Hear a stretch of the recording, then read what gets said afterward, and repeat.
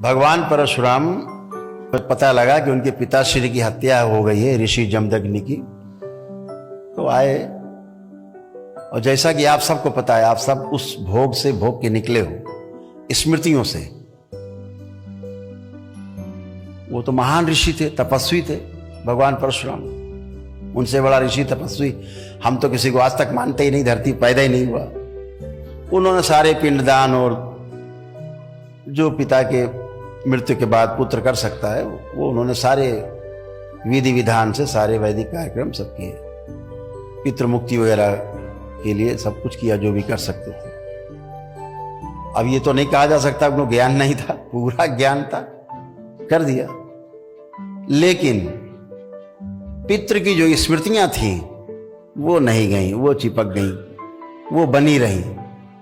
इसके ऊपर बड़े बड़े सीरियल बने हैं रामायण के, रामानंद सागर ने भी बनाया है, इस पे सीरियल बनाया है। वो स्मृतियां चिपक गई, पिता की स्मृति, बदला लेने की स्मृति, मृत्यु के समय की। हम बोलते हैं ना कि पितृ की मृत्यु के समय की जो स्मृति है वो सबसे भारी होती है, बहुत मजबूत होती है। वो अगर रह गई तो फिर आपको वैसे ही नाचोगे जैसे स्मृति थी। तो जब जब वो स्मृति आगे आती थी बदला वाली उनके पिता की, तब तब वो सबको गाजर मूली की तरह काट के रख देते थे। उन्हें ही नहीं पता लगता था किसको काटा है। ऐसा 20 बार काटा है वो, धीरे धीरे। 21वीं बार जब फिर उठाया फरसा उन्होंने, वो स्मृति आगे आई तो भगवान परशुराम फिर बन गए ऋषि जमदग्नि। बेटा नीचे, पुत्र, पिता आगे, स्मृति, पितृ स्मृति। तो वो भाग के कुछ लोग जो है वंशी क्षत्रिय थे, वो जामवंत जी और हनुमान जी जहां पे इकट्ठा थे वहां पहुंचे। वो कहा हमें बचाओ, रक्षा करो, ये तो पता नहीं कहा है, सबको मारे काटे डाल रहे हैं, हम लोग कुछ किया भी नहीं, बचाओ।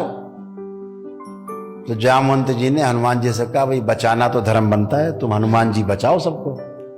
बोले ठीक है महाराज। तो हनुमान जी चले और परशुराम जी के पास पहुंचे, भैया काहे काटने के लिए फरसा निकाल लिया, 20 बार काट चुके, अभी फुर्सत नहीं मिली, फिर 21वीं बार, ये कब तक चलेगा? बोले चलता ही रहेगा। तो बोले नहीं युद्ध होगा। तो बोले हट जाओ नहीं तुम भी मर जाओगे इसी में। अब हनुमान जी अपना रूप बदल के थे, झगड़ा हुआ, खूब लड़ाई चली, खूब युद्ध चला घमासान। भगवान परशुराम जी का हनुमान जी का युद्ध 5 दिन लगातार चलता रहा। एक विष्णु अवतार और दूसरे रुद्र के अवतार, दोनों का युद्ध बराबर चलता रहा। आखिरी में हनुमान जी ने कहा यार तो मानने को ही नहीं तैयार है आदमी। तो उन्होंने अंतिम कोई अस्त्र चलाया और परशुराम जी बेहोश हो गए। तो उनको ले जाके पेड़ में बांध दिया। वो कहा जरा देखे तो क्या इसके अंदर है क्या, काहे काटे डाल रहे हैं भाई सबको।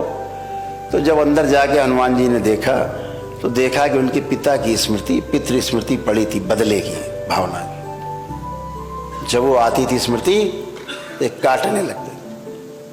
तो भगवान हनुमान जी जो है बजरंगबली, ऐसी कथा है कि पितृलोक गए, वहां से उनके पितरों को लाए, उनसे कहा भैया ये तुम्हारी जो स्मृति पड़ी पहले ये बटोरो, ये सबको काटे डाल रहे हैं, ये तुम्हारी स्मृति कटवा रही सबको। तो उनके पितरों ने अपनी सारी स्मृतियां बटोरी और वहां से गए।